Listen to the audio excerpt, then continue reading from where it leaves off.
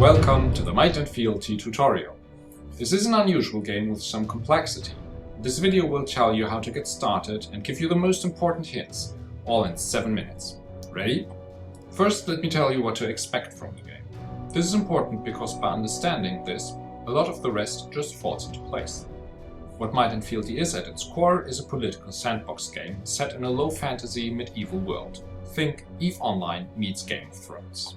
Sandbox means two things. First, there are no NPCs with yellow quest markers over their heads. Interaction with other players is what it's all about. This means you have to be proactive, especially in communication. Talk to other people, initiate a conversation, set your own goals and pursue them in your own way. Second, you cannot win the game because it never ends. The game is designed to run forever. You can win battles or wars or reactions or verbal disputes within the game, but you cannot win the game itself. And that is just fine because it's all about interesting interactions. Also good to keep in mind is that this is a slow-paced game where a lot of things are happening in parallel, but most of them slow. Events within the game take hours, days or weeks to resolve, but there are usually so many of them going on all at once that you will have plenty to do. This design also allows you to play when you find time, and you can fit the game into your real-life schedule. So let's get started on how to actually play. We will go through character creation very quickly because it explains itself. Note that you can play more than one character, either as a family or as disparate individuals. If you want to know what exactly an option does, just hover your mouse over it like so, and you'll get more details. Also, do read the text above. All the text in the game contains meaningful information, it's never just fluff. If you've played MMORPGs, you might have picked up the habit of ignoring the long blocks of text and just going straight to the quest details. Don't do that in Might and Fealty. A lot of the questions you may have are answered right there on the screen, as well as additional hints and advice. It is rewarding to actually read it all. Now that your character is created, you can put him into the game world in one of three ways. You can spawn at any settlement owned by another character of yours, you can spawn at any settlement held by another player who allows it, or you can take up a night offer. If you are unsure, this last one is the best option. A night offer will start you as a knight of the lord who put it up, and it will start you with a few soldiers at your command already. It will also provide you with your first relationship, a liege who will no doubt have tasks for you. Once your character has spawned, you can do as you want.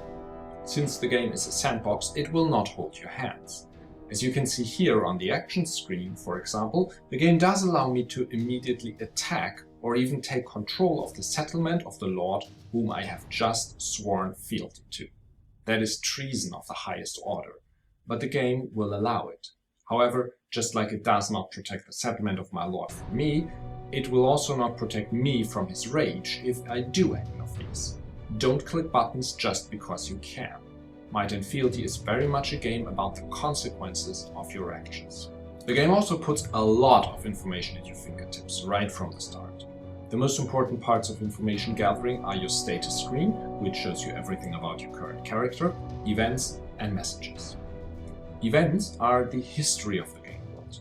Everything in the game has a history. Every individual character, every settlement, every realm. You will only ever have access to a subset of the world history though, namely to the history of realms you are a part of settlements you control, and of settlements that you are currently in. In this game, your location matters a lot.